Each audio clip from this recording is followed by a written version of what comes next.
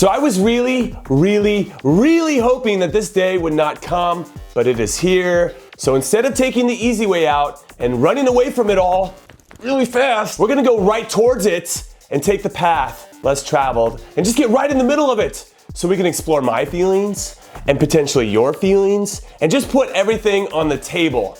And now I'm getting a little ahead of myself. Roll the intro. It's the very curious news from around the globe with the amazing Conrad.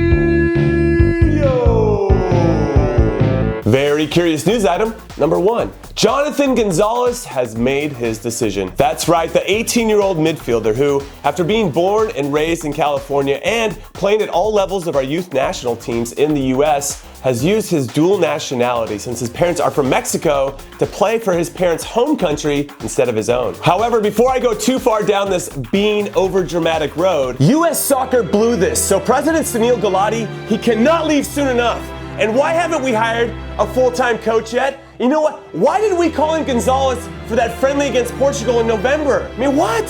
What are we even doing? We suck. Stop. Time out. Hold up. Yes, he was born and raised in California, but he's been playing professionally in Mexico for years, and he finally got a good run in the first 11 for one of the country's best teams in Monterrey, which proved his worth on the field. So it's not like he was 100% in our system and playing in our youth academies for years and years, and then he just made this huge blind switch to something different. He plays in Mexico, his family is from Mexico, and I'm sure his coaches and teammates in Mexico were saying, why would you want to play for the US when they didn't even qualify for the World Cup?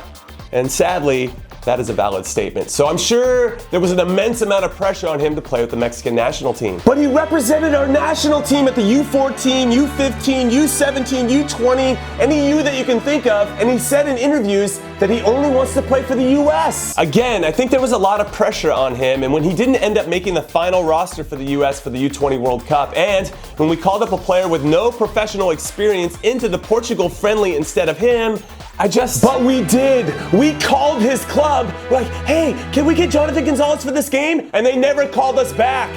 That sounds like pretty good gamesmanship to me, because now the people hoping he plays for Mexico can say, see, they didn't even call you in for a game where all of your peers were getting a chance, so come play for us instead. And when you're 18 and you can feel a lot of buzz and momentum surrounding you, you want to be wanted. And I guess you don't actually need momentum and buzz to want to be wanted. So it seems, and I'll emphasize the word seems, that Mexico did more when it mattered than the US, and their timing was good.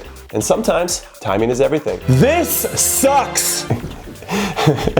Yes, it does suck, but it's not the end of the world. Do you remember when we were all hyped on Julian Green and he was gonna be the best player of all time? And we even made room for him on our World Cup team in 2014, when personally, I don't think he deserved it. Because I believe a World Cup spot was promised to him by Jurgen Klinsmann so that he would commit to our national team, which is something Mexico might have promised to Jonathan Gonzalez too. And if that's the case, and he has a spot already locked up on Mexico's World Cup roster, that would be hard to pass up. Also, look where Julian Green is now. And actually, I have no idea where Julian Green is now because he's not relevant anymore. It says here he's playing in the 2nd division in Germany for Greuther Fürth, which is not really the career trajectory that I think everyone expected him to be on. So this bottoming out could happen to Jonathan Gonzalez too. I mean, he's only been with Monterrey's first team for 6 months. And yes, he showed himself to be a very good player with a lot of quality, but there are no guarantees. Just like there are no guarantees that one of our youth national team players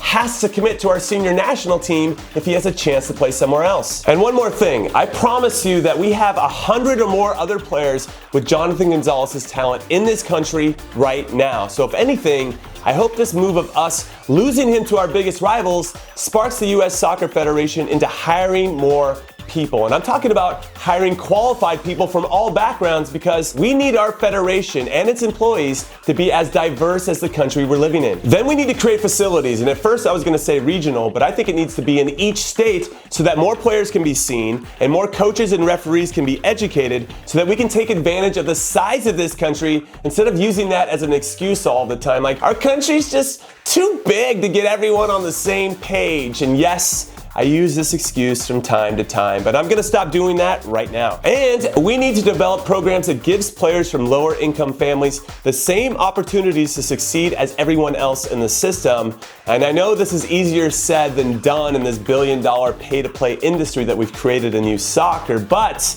I believe it can happen, and I believe that it needs to happen if we truly want to compete with the rest of the world. And we need to hire more scouts. Apparently, we only have one full-time scout for the men's national team program, and that is unacceptable, which is why I'm running for the role of chief scout for US Soccer in 2018. So hit that like button to get US Soccer to notice me, senpai. And finally, I have no more very curious news items today because this is the only item that I'm curious about. So let me know your thoughts down below, and do not forget to subscribe because all of my videos are made with love, and the love that you can show me and Mike K and Mikko in return is by hitting that subscribe button because it would mean a lot to us. Also, if you're already subscribed, then hit that like button and leave a comment.